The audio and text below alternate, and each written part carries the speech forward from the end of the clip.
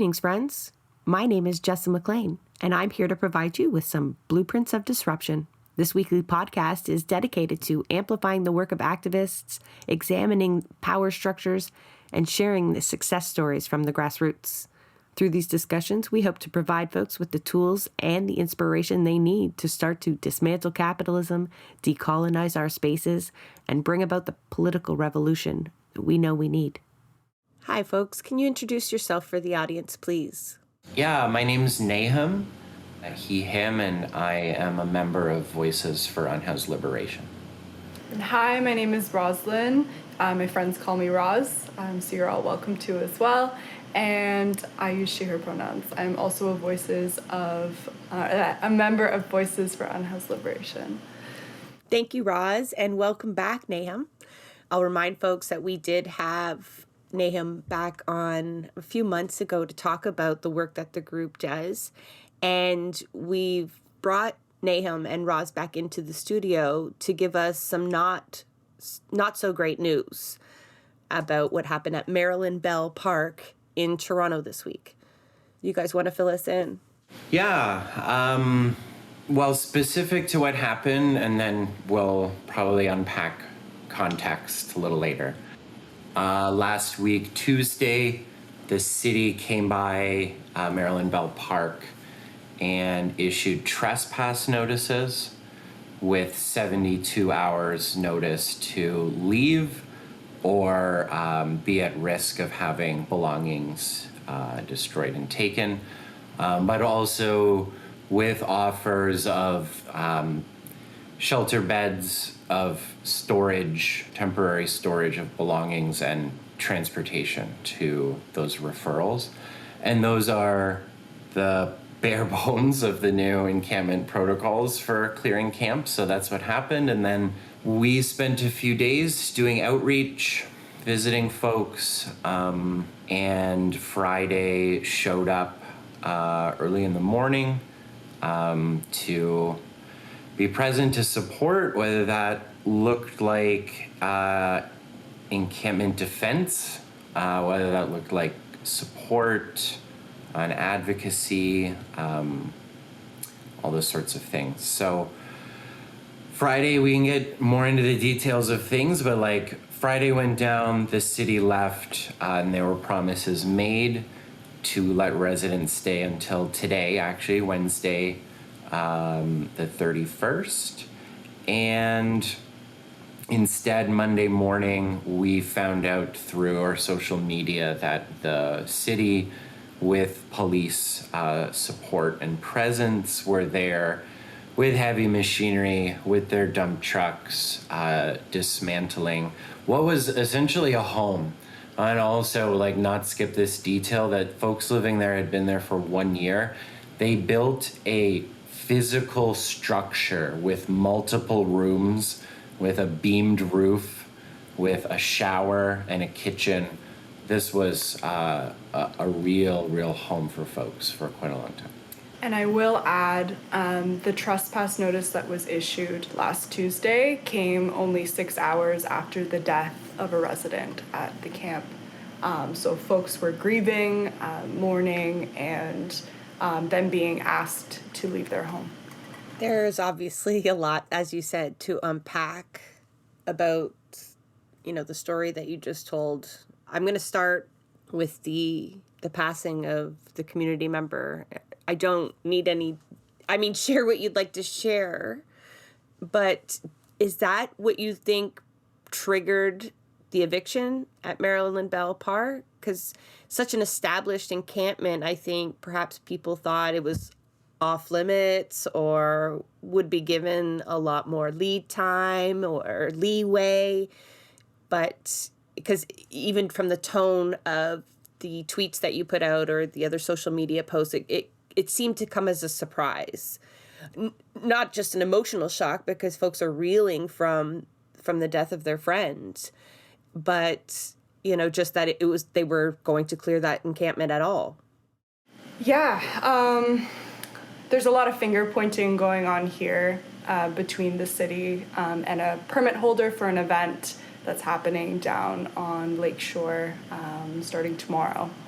And so the city has been claiming that the event permit holders were requesting that folks were removed, and that they only got 72 hours notice, not even, before they issued the trespass notice.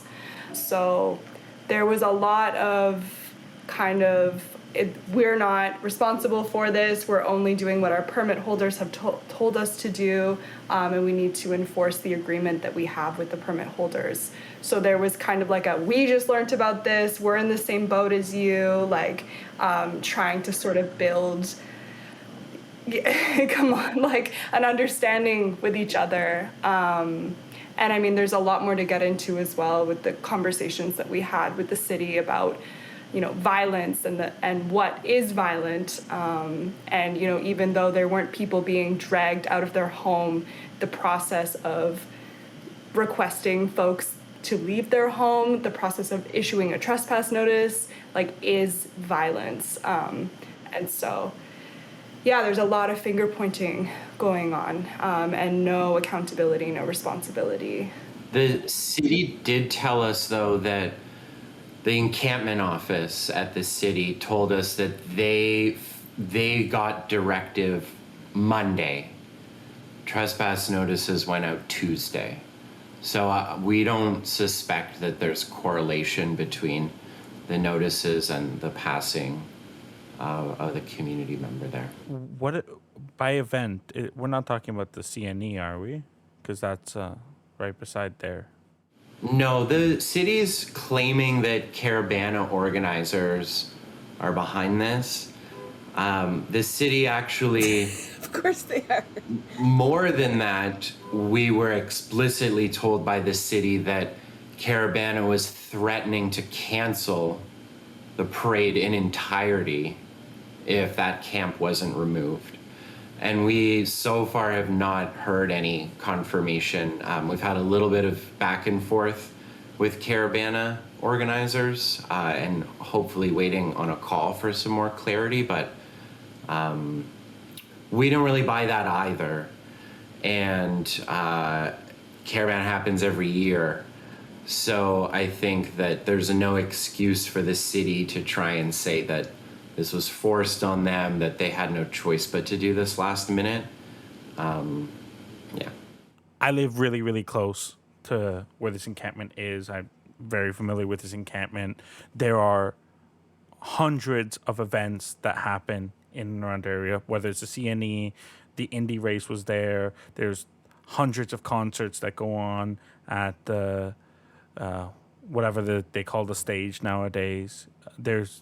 None of them have ever needed the encampment to be cleared. It's the most weak sauce excuse they could have possibly given.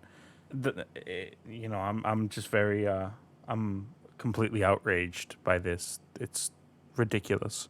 Because we're just off doing a rant about the Olympics, right? And the social cleansing that happens before these big events. And in reading about it, the French authorities legitimately responded, oh, we've been doing this for years. And they had actually started this mass displacement of clearing Paris of almost every single encampment that there was.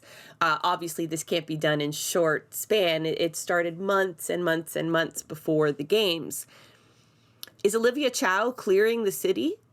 Is she clearing the city of all encampments? Because you would have the best idea, but to me, it feels like I am seeing these all the time now, and even encampments that you drive by that we have these discussions where, well, that one is so established that it seems to have been accepted, we understand the resistance that happens at City Hall, but I guess, to my question kind of earlier, does that what it feels like to you? I think that, okay, I'm going to try to respond to that in my own way. We have not really seen anything like this in Toronto since St. Stephen's. That was last November. Folks may remember the encampment was cleared. The city put huge cinder blocks down to keep people from setting tents up again. And there was pushback. Obviously, there was quite a mobilization that day as well, and quite a lot of criticism at that time.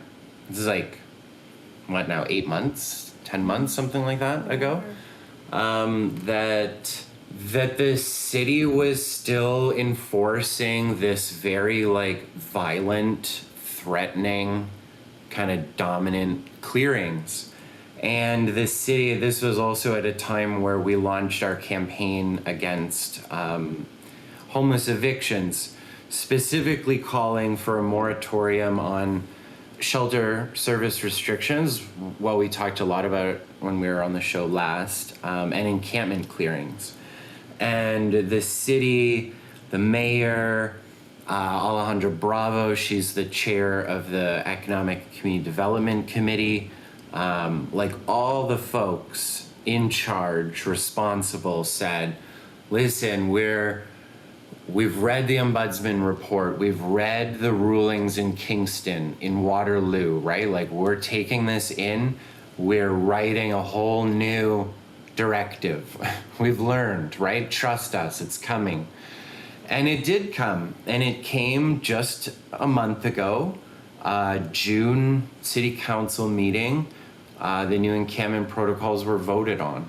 And the city took lots of press saying that they'd turned a new direction, that these sorts of things were very, very last resorts, and framing out Evictions, you mean? yeah, the clearings, yeah, last resort, and that there needed to be like a very concerted effort to give people housing, right, and to respect their rights, and their autonomy in deciding where they call home.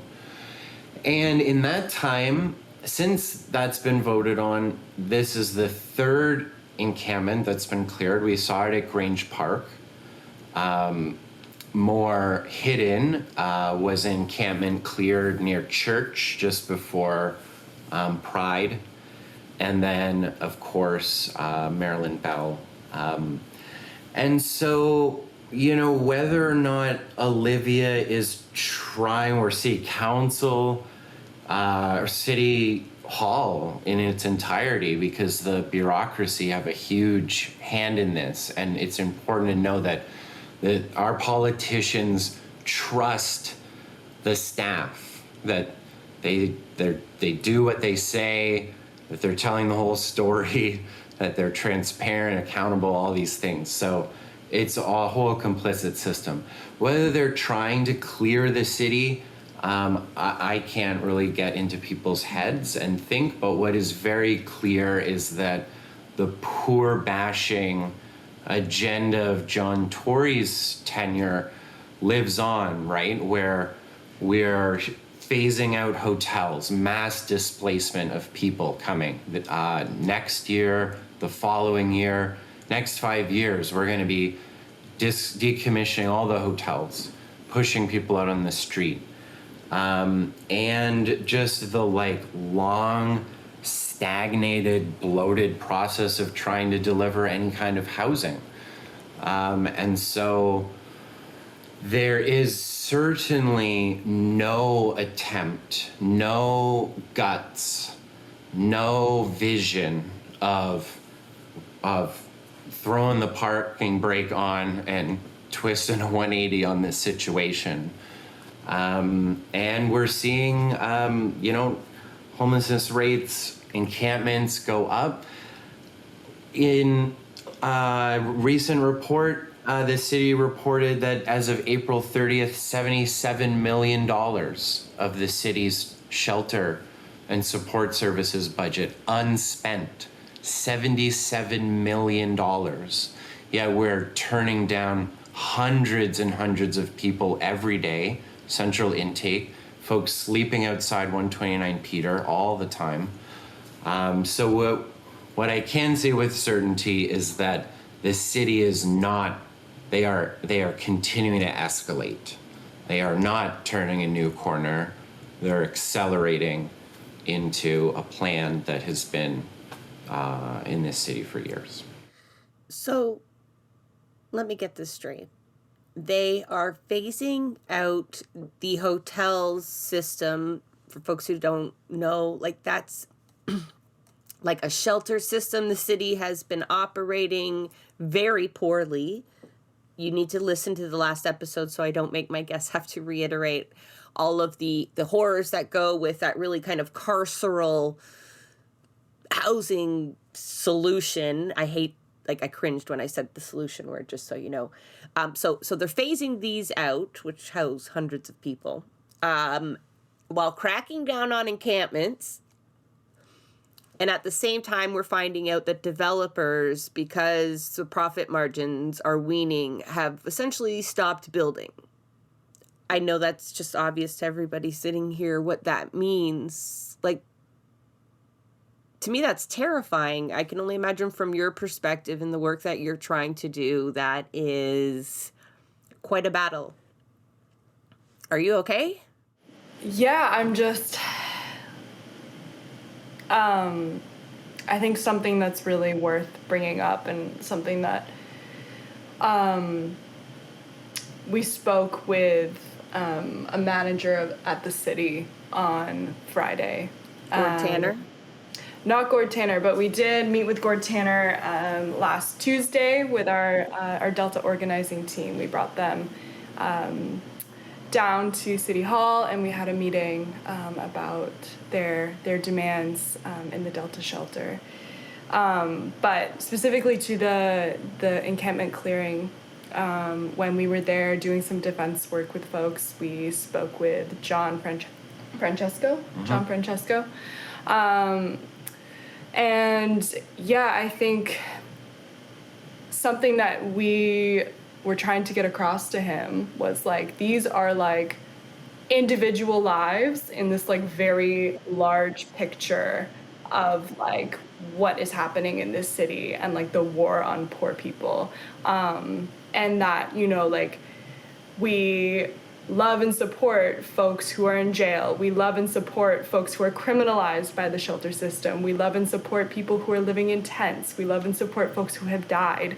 And this is like a key component that the city continues to miss with their approaches to support.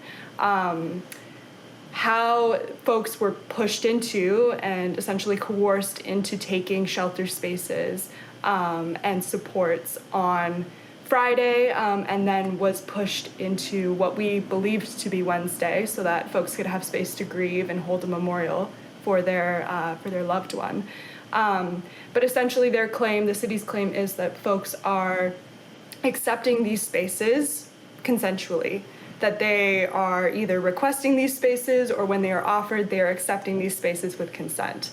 And we like unequivocally push back on the idea of this being consensual, because often that consent is achieved through coercion.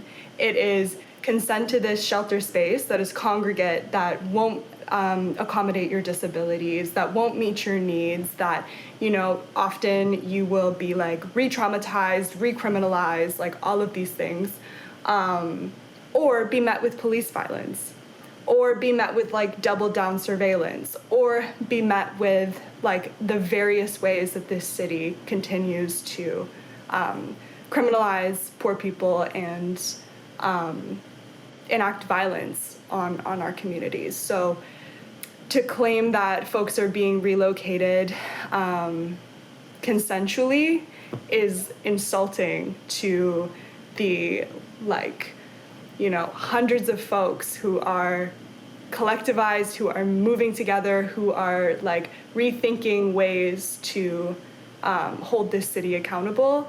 And it is insulting to people who are redisplaced into the shelter system. So I think that's a really important point that was taken out of Friday, was this idea of consent. And consent can't be achieved through coercion. Can I jump in really quickly too? Because you asked, my mind's just been, you asked like, are you okay? And, you know, like everyone in our group has like felt the impact of like poverty, of living through trauma, living with disabilities. Those are the things that ground us into like waking up, like deciding how to show up in the world. But like right now we're at luxury to pop our computer open and chat with y'all on a podcast. And we are tired. But the thing is that the folks that we meet with and build relationships with and effectively take direction and lead from and stand beside are not okay. They're not okay. Our folks in our community are dying outside. Their bodies are being left outside for hours and hours in these heat waves. No respect to their dignity as human beings. We have friends incarcerated. We have friends constantly moving and hiding from the violence that they experience. There's no safe place to go for people. And even folks that have the grit and the tenacity and the survival skills to make a home outside in all the conditions are still folks who are escaping criminalization. They're escaping sexual violence. They're escaping, trauma and assaults and all sorts of things.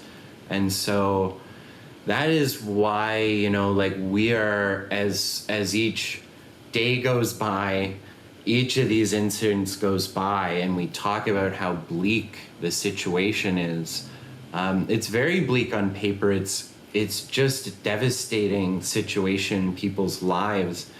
And we are inevitably just pushing this community into more anger and more acts of resistance. And I think that I can speak for a lot of folks that live in shelters, live in encampments, and have been so willing to trust these like democratic institutions, right? To trust city workers, to trust politicians, and to give just so much benefit of the doubt to be met time and time again, really like reduces our options and makes it more and more clear that like resistance is needed to actually make people listen. And that is going to have to come through disruptions. It's going to have to come through us really coming after these institutions, holding them accountable through as many means necessary as we can. And, it was a positive out of the day as so many folks came out on Friday to support the camp. A whole spectrum of people that have a variety of experience doing movement work and also working with unhoused people. And like those connections, I think that a lot of folks in the Palestine movement are drawing to the like weaponization of poverty and displacement being used here and in Palestine, like an opportunity for people to learn and like be in community. And so I think that those are all of the things that are in front of us in terms of like where do we go from here. But we've said this like multiple times that like we're not advocates, right? We're not caseworkers. We're not social service workers. We end up doing so much of this work, casework, legal work, right? Filing complaints, talking to the media, talking to politicians, because we're in that process of building larger and larger awareness of these issues and of how the fact that it is not about the city not knowing or not having heard enough fucking stories about unhoused folks, about poor folks, about Indigenous and Black folks being abused, subjected to violence, and displaced, it is willful, right? It's intentional.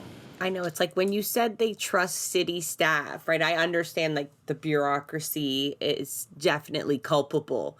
But when I think of Olivia Chow, and the reason I keep using her name instead of broadly more TO Council, because I understand the limitations, but I also know she has super mayor powers as well, that she knows better. She absolutely knows better. She has been taught, she has heard from many, many, many, many people over her many, many, many, many years the issues with the shelter system and what encampments mean to people and the alternatives and the fucking outcomes. She knows. She knows. She knows better than to trust the city manager who has been perpetuating this system for fucking years. She knows. So that's why she faces more of my ire than simply using that language of like TO Council, because I know for sure. And she still does it under the pretense that she's all advocating for housing and whatnot, but just doesn't give a shit about people that are currently unhoused, right? Or like you say, redisplaced, which was such an excellent way to describe it, because I think if you're an outsider just reading the garbage coming out of legacy media or the sound bites that Olivia will provide maybe in response to any pushback, which is very typical, is that line that you're using, that everyone was housed. Like from an outside perspective, you might even think they had like housing, like permanent housing, by the way that they describe the way they've cleared these encampments. So it takes like you folk going out there going, excuse me, that is not what's happening at all. On top of the coercion that you describe, the other episode that we have also then describes why you call it redisplacement, why it's like removed from the community they've built. It's removed from other resources. It's not good housing. Like when you describe the situation at Delta, that's not their preferred alternative. And so, yeah, but for folks that are looking to excuse the city's behavior, it becomes really easy to swallow those lines, right? To be like, well, they did get housing, like they did get shelter. They're not in a tent. And, that's really lacking. Nuance doesn't seem like the right word for it. It's lacking any kind of input of lived experience of those actual people, right? Those are coming from people who've likely never experienced any form of homelessness. Right, going, oh, housing is good, shelter is good, tents are bad. So, like, that's it, right? And I very much appreciate the kind of perspectives that you're able to provide. But yeah, and I think something else that often goes unmissed when we're talking about, oh, folks are housed, oh, folks have shelter, is that when folks do get housing, whether that's in Toronto community housing, whether that's in supportive housing, this shit doesn't end, Like, there's a reason that often supportive housing is built so close to police stations. Like, I've represented folks at the landlord-tenant board who are being evicted from supportive housing because their disabilities aren't being accommodated. And so, there's, like, symptoms from those disabilities that come out in ways that landlords aren't willing to tolerate. And it's kind of like this idea of, okay, we've housed somebody, we're done, right?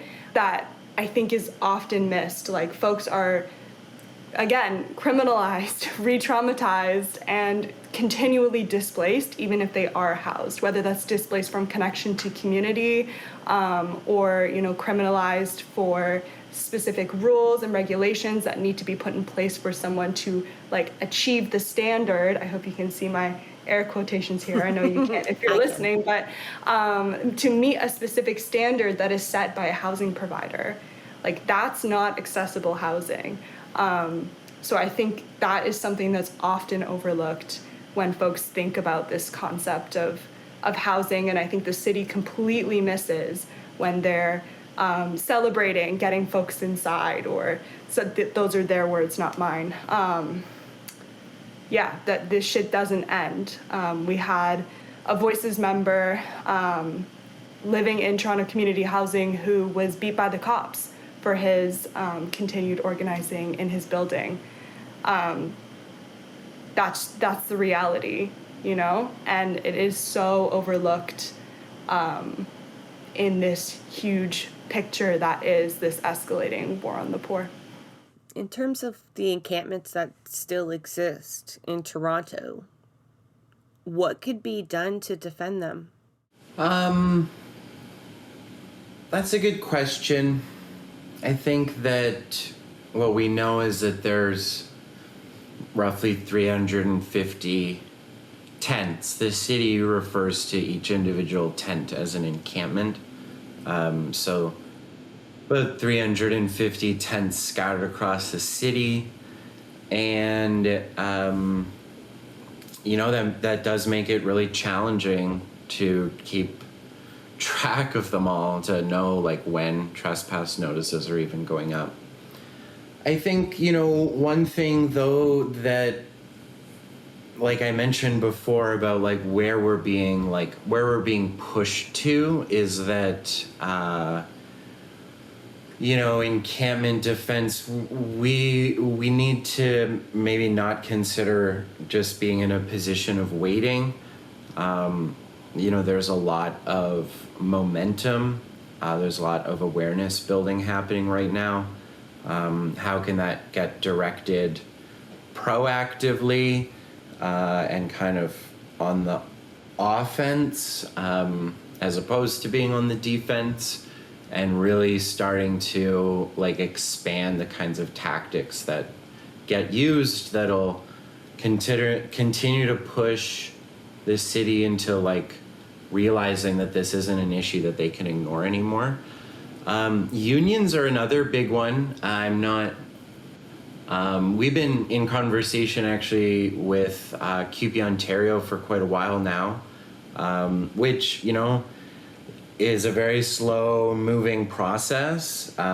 We've definitely found quite a lot of real allies and comrades inside that are showing up and trying to carve out this path to support. But, at the end of the day, a cornerstone of workers' rights is a sense of safety, right? Workers' safety.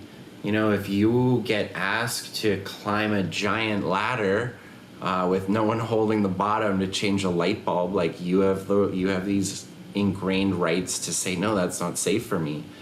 And for folks that are at the front lines of enforcing these evictions, whether it's shelter workers, whether it's community safety workers, whether it's streets to homes, the encampment office, whether it's the folks, parks and recreation workers that do a lot of the grunt work,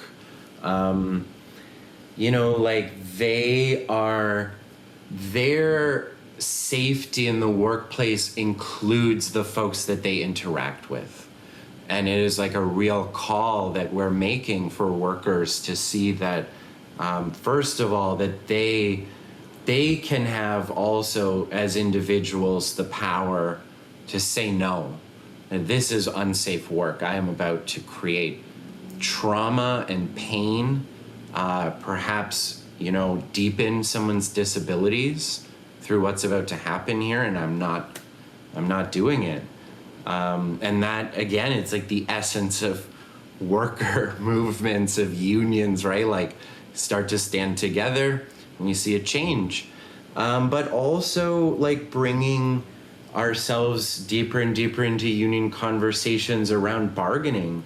I think that we need to look past, I really call on labor to look past the traditions they are built upon, the bargaining work that they do, and when time comes, the strike actions that they do, to start thinking about not just wages, not just localized conditions at their workplace, but to think about big, broader issues.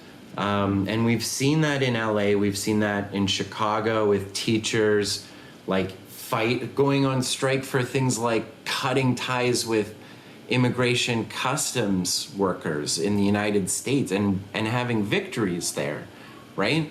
And so that's a call in that we are continuing to make to labor, because it's a powerful entity that will continue to push the city more and more into a position where they can't continue to ignore this or expect that it's going to go unchecked and unregulated. If it's okay, I wanted to just share something before it leaves my mind, which was like to build on what Roz was saying around like, you know, different kinds of housing that people move into, how carceral there are. And actually even, Jesse, you mentioned earlier about the Dufferin Grove model. You know, we hear about modular housing. We hear about the city wants to build all these like little shelters, right? Less people. The idea is like, Waterloo has one on the very outskirts of the city next to the dump. right. And, you know, the idea there is that less people, same staff, you get more care, you get more services, attention, right? All sounds very lovely and gushy on paper. Things like, I just lost them, but these are all carceral models still. Dufferin Grove model is not a model to support encampments. It is a model to clear them, right? And it is wrapped around this idea of like, it's not a clearing, quote unquote, because we didn't send in the sergeant with their batons, right? But it's still employing a whole bunch of tactics around the ways that people stay warm in the winter, electricity and fire. That's a major point that's weaponized around trespassing, around things like sanitation. Often we hear the city come in and say, well, these folks have to leave because they're defecating in this public area. But total refusal to install critical infrastructure, put up a porta potty. We've been in Trinity Square encampment since last November. The city's come in multiple times talking about how unsanitary it is. Still no porta potty, right? So, what do you expect? And all of these things are taking up money, they're taking up press, but they are still the same agenda of warehousing and surveilling and criminalizing and punishing folks for being at the ill effect of poverty. If I'm not mistaken, the closest washroom to the Maryland Bell, the public washroom, is a coin-operated one.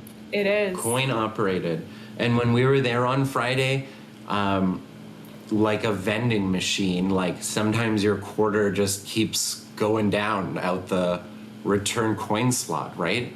So you might have a quarter, but it might not work in the system. Yeah, this is the whole like mechanics of keeping people in poverty, keeping people homeless. Because let's remember, it's an agenda, it's a tool. It serves capitalism because I might choose to work 3 shitty ass part-time jobs to pay my rent and just grind and survive, because there's this looming risk. It threatens and coerces people into an unjust wage relationship, right? So Yeah, like coercion's essentially a foundational building block of capitalism. It's not. Exactly. Yeah. Yeah. Something I also wanted to share with you folks, and maybe on a little bit more of like I'm reluctant to use the word positive, but and a little bit more of like a grounding thing to share is that like we have the absolute honor of supporting some fantastic human beings, and what we see, I think, every day is folks taking care of each other. We were in a meeting with Gord Tanner just last week. Someone had stab wounds all over their body, showing them to Gord Tanner. And instead of, the city reacting in any way, folks in that meeting, we're providing Band-Aids, we're getting out polysporin, we're taking care of each other, right? And that's like in the, in the house of the city. But every single day, folks are caring for each other in the most intimate, gentle ways, and in ways that, they all kind of feel called to care for each other. And that's something that we've really kind of stepped into, like, these relationships, and like really honoring and really respecting this kind of reciprocal care that folks provide each other. And I to quote somebody that was sharing about this specific thing the other day, she said, well, no one else is going to do it. Like, no one else is caring, so we keep each other as safe as we possibly can. And that's from somebody who is living in a tent outside of the Delta because she was service restricted. And her friends, who are some of whom are still in the Delta, come out and provide her with toilet paper and food and an ear to listen, or smokes, or whatever she needs that day. So it really is kind of like, it boils down to this, like, what else do we do? Like, we all kind of have these hands, and that's about it. And we care for each other in the ways that we can.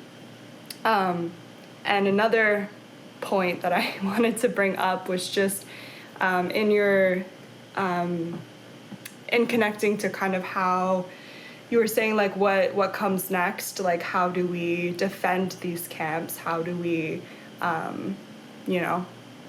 ensure that folks are as safe as possible. I think there's like a real connection to be made between displacement and colonial violence that needs to be a conversation in regards to the war on the poor, specifically in this city. People were so quick to show up for the Occupy for Palestine at U of T, for folks camping on the lawn, for folks who, many of them had places to go and shower, had places to go and sit in AC and return to camp. And so I think calling folks into this movement means that we need to be recognizing the interconnectedness of displacement, the interconnectedness of colonial violence. And someone had commented on our Instagram very recently that the bulldozers that were used to demolish the camp at Maryland Bell Park, CAT bulldozers, are the same ones that are demolishing Gaza as we speak. And that's just something that I think, as we're growing and connecting with more folks in the city, to escalate back, it's just something to keep in mind. Absolutely. And I'm thinking of if you could perhaps provide us with links, or I don't know what exists, so maybe let's just hash it out here. Because one of the things with Occupy Toronto, the People's Circle for Palestine at the University of Toronto, was if we were connected via Telegram, we knew exactly what the encampment needed at all times, right? It was like whether it was juice boxes or garbage bags or bodies down in the space. There was a mechanism to let people know. Are there mechanisms like that to connect people, both unhoused and housed, so that it's not just unhoused folks having to provide that mutual aid? And although that is, like, not to take away from that, but just the example that we'll give personally is like Santiago, even though he was very close, he didn't know about Friday. And, like, I don't want to speak for you. It seemed to feel awful. Like, it was just like, I'm steps away. I would have been there in a heartbeat. And I don't want to be like, you guys didn't tell Santiago this was happening. You didn't do your job good enough. Because, like, I knew. And, like, some people unplug for the day, whatever. There's no judging. But I mean, like, I imagine this is replicated over and over, where there's people who now understand what's needed. So how can they perhaps assist in not just the defense, but Yeah, I can tell you some things that Voices is doing and talking about planning, like some of our next steps. I think, yeah, certainly the sense of like rapid response, which I think is what essentially that Telegram group for Occupy UT was, like a rapid response group. Those are great, and they serve a purpose at different times. And yeah, there definitely are a number of them out there to help mobilize people in such quick times. And we've tried our best when we build relationships and end up building group chats or anything like that to support an encampment that residents, like we help residents download Signal and like join the group chats and like and be really involved, right? And that those requests come straight from folks wherever possible.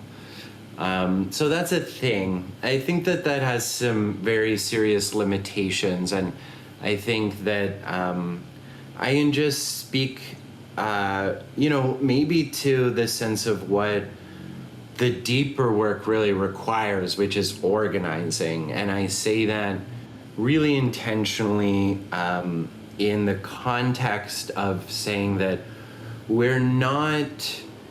A lot of us are activists, right? Or have had experience with activism or have engaged in activism of some kind. And most times activism is like the mobilization of people that like agree with you, right? Around a certain issue. And it's that ability to all come together and do something together. And that's powerful. It makes change at certain times, right? But when you go into a workplace, when you go into a factory or a warehouse, when you go into a shelter or an encampment, you don't walk in with political unity. You don't walk in with the same base language, ability to communicate, right? Like we use words interchangeably. And I do want to say that I think like eviction defense should start to take place in other spaces, because the work really needs to be done to build trusting relationships. Those take time. It's taken us about a year to really build solid trust at the Delta from never missing a Thursday, right? Never missing the day that we promised to be up there and delivering and following through on things and trying. And people see that and they're becoming more empowered. And the reality is that, we can't walk in as leftists or as progressives or as folks in the movement and assume that there's going to be a common opinion about streets to homes workers. Some people hate them, right? I think that they don't do their job. I think they need to be held accountable. Other folks have very positive experiences, right? And that then frames a mindset where they see the city as helpers. And so I think we need to be very mindful and careful that eviction defense isn't we're not blocking a weapons depot because everyone agrees, right? And we're entering people's homes, right? We're entering people's lives, and that needs a great deal of care, and that needs a great deal of really listening to what people say, being able to look past their words and some of the conceptions that they may have, and hearing, because at a workplace, there's only one answer, which is that your boss is greedy and hoarding all the money, right? And in this situation, right, questions inevitably lead to the same answer, which is that there's tons of money in this city. Tons. People are making billions off of real estate, off of corporations, speculation, our banks, all of it, right? And so there's no reason y'all just shouldn't be in dignified, affordable, accessible housing. And so, Yeah, we're hoping to do some work through the summer, bring people in and do some teach-ins, and really help people that are interested for whichever reason, to be able to support our community, to really understand what that work looks like, to take care, and to plan in a very resident-led, community-led model. So, eviction defense, I'm not going to say too much more specifically, but eviction defense is it's exhausting, right? It's exhausting for residents. There's all this commotion at their doorstep, folks that want to show up, put their bodies on the line. And so we're, really exploring what are more effective ways, and how do we keep everybody safe, and healthy and in good well-being instead of more violence, more trauma, right?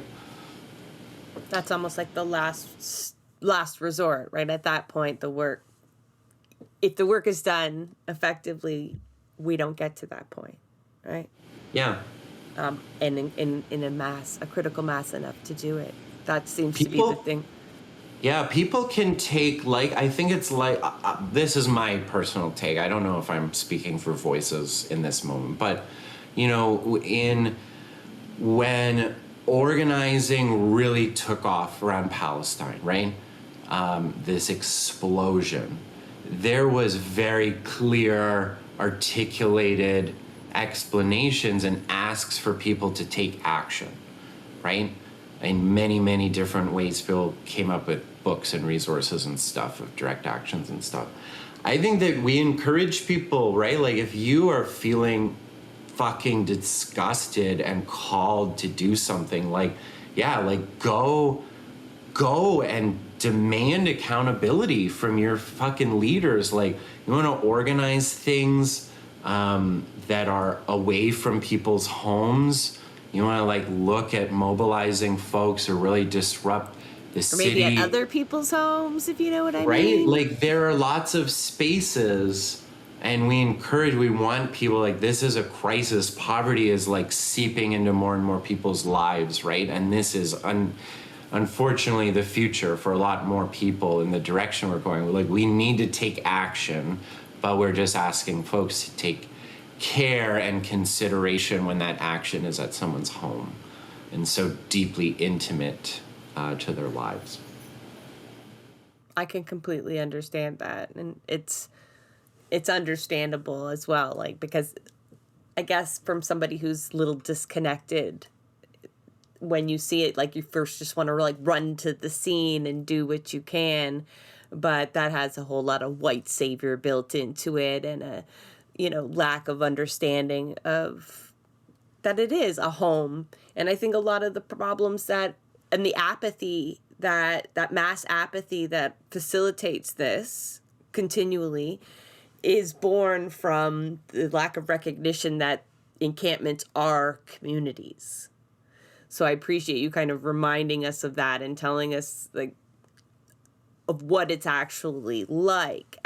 As from an outsider perspective, and the way that it's sold, obviously you understand they are, even today have the mayor of Guelph over in France whining and dining, shitting on folks that are unhoused in his own community as though they are the problem, right? And you described sanitary claims, and not, when you were on before, it was fire safety, and it's always that they're not part of the community, that it's a detriment, a plight, and that facilitates all of this, right? Because then it is a solution, but not for those people, right? That it's just a solution for optics, perhaps, right? What the city gains from all of this is, visually, you might not have encampments in your green spaces, but otherwise you've created a whole other set of problems